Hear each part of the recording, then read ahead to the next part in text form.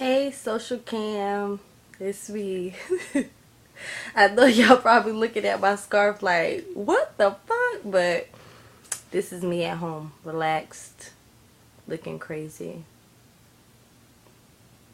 But I took Shmoo to school today with this on my head, and the people were like, okay, no problem. I know they was, the kids and they had to be looking at me like, what the hell's on her head?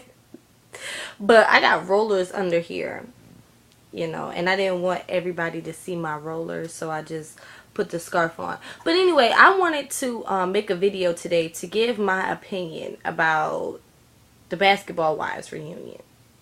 And I'm not sure if you watch it, but I just want to give my opinion. Now, the person I like the most, I hate to say, well, not hate to say, is Evelyn, because to me she has the best fashion sense and the baddest shoes. Her shoes are always on point. The person I like the least is Keisha.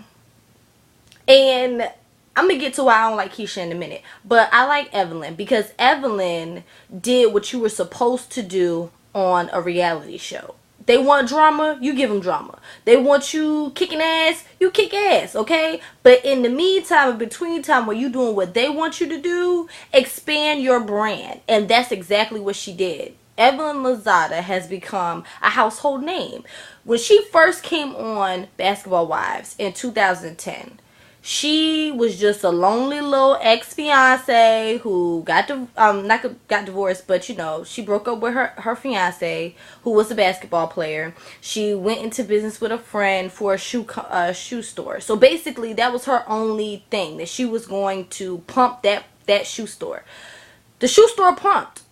Okay, the shoe store made money. The shoe store made money online. She became, a celebrity, a reality TV star. Now look at her. She about to be Mrs. Ocho Cinco, marrying into, like,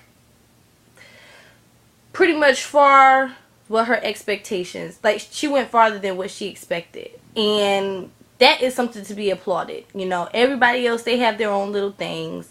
But Evelyn, she did that shit. Jen could only hope and pray to be as determined and a go-getter like Evelyn.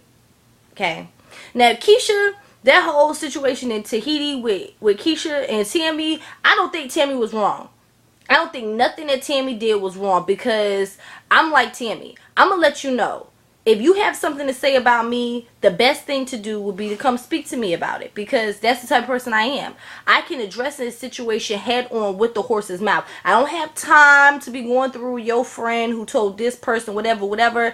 That's going to get me frustrated. And obviously it got Tammy frustrated, because she has to go through A, B, C, D, and E to find out what this girl is saying about her. But yet when they're in front of each other, it's all kiki, smiles, and giggles. And I'm sure y'all know a few females that y'all don't have that situation with. I can't stand that.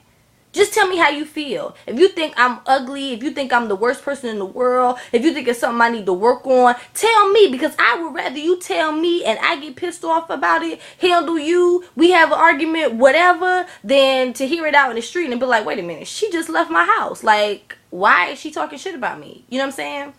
So that's my opinion on the whole Basketball Wives situation with Evelyn and Keisha. Now, Jennifer,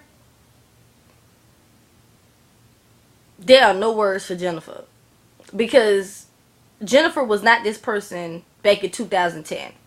Yeah, she was going through a divorce, but she wasn't this person.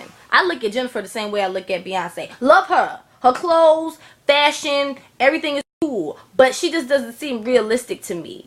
She doesn't seem like a real person. She seems like she's exactly what Kenya said, bougie. So that's how I feel about Jen. I don't like Kenya. Kenya, you have children.